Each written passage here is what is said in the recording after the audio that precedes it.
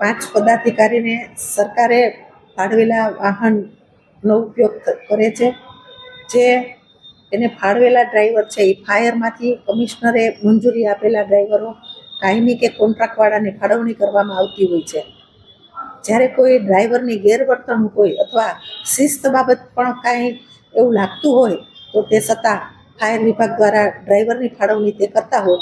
કોન્ટ્રાક્ટના driver હોય કે કાયમી ડ્રાઈવર હોય અથવા કોઈ એજન્સીના મૂકેલા ડ્રાઈવર હોય તો તે ફાળવણી એ વહીવટી તંત્રનું કામ ત્યાંથી થતું હોય તો આ ડ્રાઈવર બાબતનું ક્યાંય પણ જો એને કચાશ દેખાણી હોય અથવા ગેરવર્તણૂક ક્યાંય નજરમાં આવ્યું હોય અથવા એને ખબર પડી હોય તો તે તંત્ર વહીવટી તંત્ર અને કમિશનર વિભાગ દ્વારા આ જે વર્તણૂકના હિસાબે ડ્રાઈવરોને છૂટા કરવામાં આવતા હોય છે.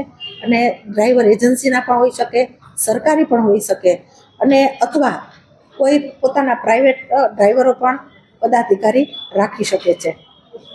ખાસ કરીને જે લીલુબેન યાદવ છે તે સરકારી ખર્ચે બહારગામ ફરવા ગયા હોવાની પણ વાત આવી છે. આ વિશે શું કહેશો?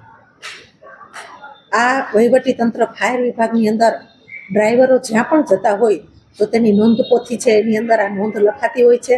એના લોકબુકની અંદર પણ આ નોંધ થતી હોય છે કે કયા હેતુથી આપણે ક્યાં ગયા છીએ એની નોંધ પોથીની અંદર નોંધ થતી હોય અને એના આધારે આપણે ખ્યાલ આવી શકે છે કે ક્યાં ગાડી ગઈ હતી અને પરવાનગી પણ લેવાની થતી હોય છે. એટલે આ જે ડ્રાઈવર અને પાંચ પદાધિકારી પોતાની ગાડીનો ઉપયોગ કયા માધ્યમથી કરેલો છે તે લોકબુકની અંદર આ એન્ટ્રી પડતી હોય છે. એક એવી વાત પણ સામે આવી રહી છે કે ડ્રાઈવર છે તે ક્યાંક ને ક્યાંક જાસૂસી કરી રહ્યા છે પદાધિકારીઓની. તેના જ કારણે આ પ્રકારનો જે નિર્ણય છે અથવા તો જે આ પ્રકારની જે કાર્યવાહી છે તે કરવામાં આવી છે. શું કહેશો આ મામલે?